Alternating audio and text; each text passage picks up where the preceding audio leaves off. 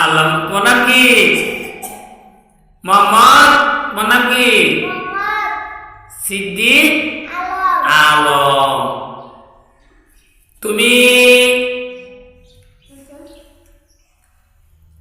তোমার সম্পূর্ণ নামটা শুদ্ধ করে কও। নূরে মোহাম্মদ সিদ্দিক আলম। তুমি বলো তো 9 10 91 একান্ত করে দাও তো।